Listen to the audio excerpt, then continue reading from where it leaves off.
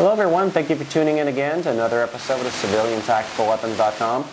Today's episode is actually going to be on the M&P 9L and the Bowie tactical work that's been done on it. So those of you who may have seen in the past, I've actually had a video which was the range shoot of the M&P 9L out the door prior to all this work done on it. I wanted to actually show you a before and after snapshot of how this gun performs. And then I actually mentioned some complaints I had with it. So what I'm going to do is actually show you a couple things. When I was looking for a gun, let me kind of explain the history of how this gun, how I ended up getting this gun. I was looking for a gun to do a lot of rapid fire shooting type courses.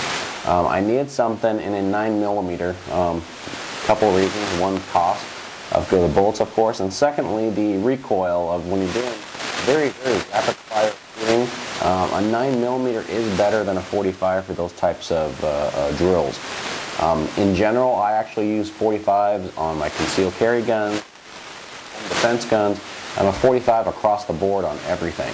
However, because of the nature of what I was doing for these types of courses, I was looking for something that, you know, drills, you know, 5 shots from a holster, 5 seconds, you know, wherever the timing drills are.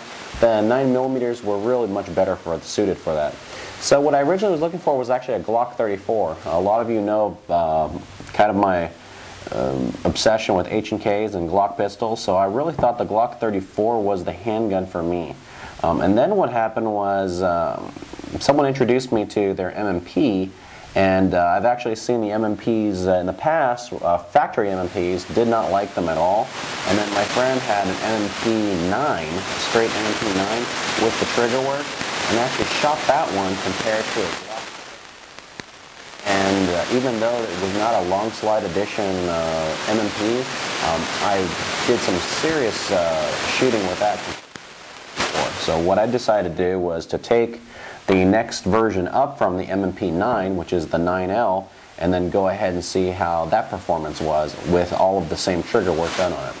So one of the big benefits that I liked about this is if you have larger hands like I do, you have the option of being able to pull this out and put different back straps on.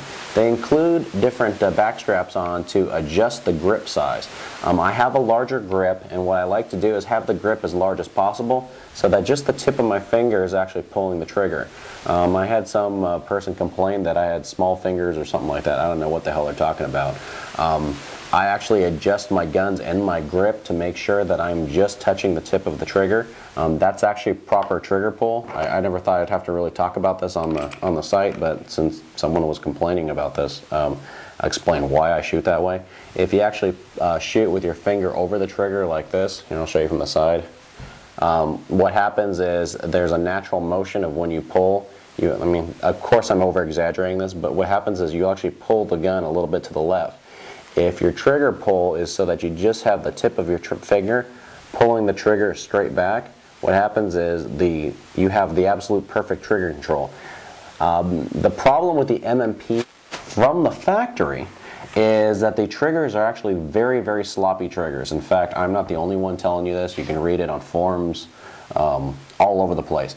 The number one complaint people have about the M&Ps are the triggers. My friend who had an M&P 45 didn't like their trigger. I fired an M&P 9 standard, didn't like it. The one improvement Smith & Wesson has realized with their triggers is they released an M&P Pro series. It has a better trigger and it has newer sights, and it costs about 30 bucks more than an M&P 9L. If you are not interested in taking the next step with this gun and getting it properly worked, like we've done with Bowie Tactical, then that is another option for you, is to go ahead and just get the Pro Series. That trigger is actually much better than the factory trigger. However, the Bowie Tactical trigger is significantly better than anything that the M&P Pro Series has. So when we're talking about a better trigger, we're talking about your preset, how smooth the trigger action is. This is a 4-pound trigger pull on it. I've got the Trigicon night sights on here, and we've also had one other thing done to it. And let me break the gun apart so you can see what I'm talking about here.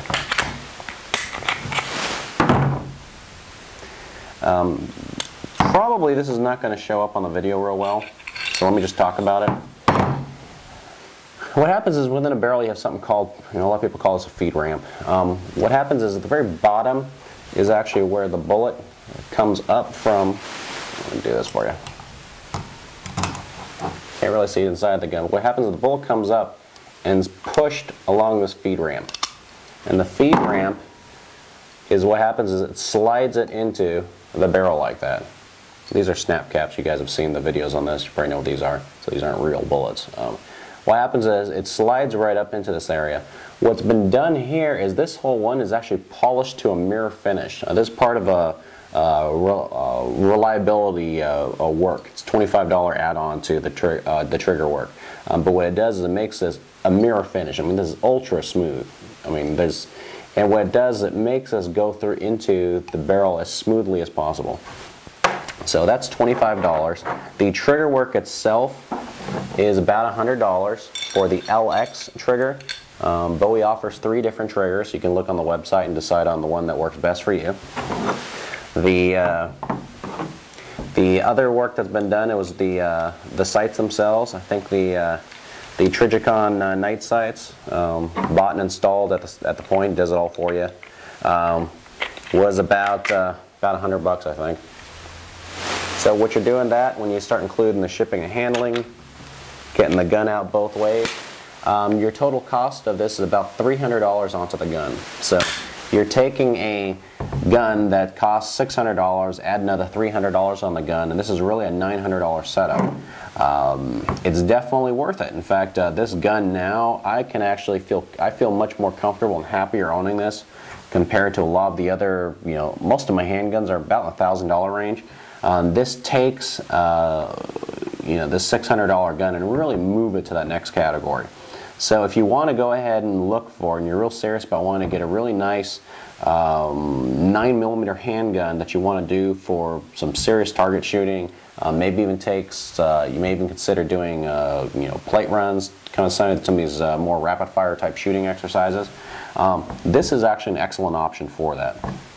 All of these take a 17-shot mag, very similar to the Glocks.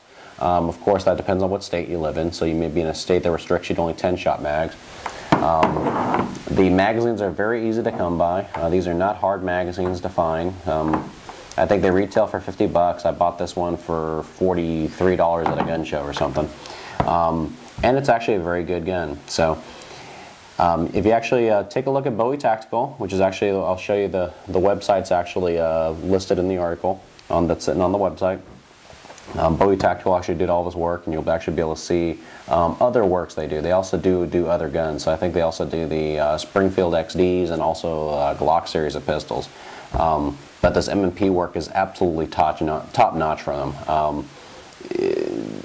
The differences of these guns, if you've ever went to the range and shot a Smith & Wesson 9mm, it is nothing like this gun with the trigger work. The accuracy is phenomenally changed after you do this.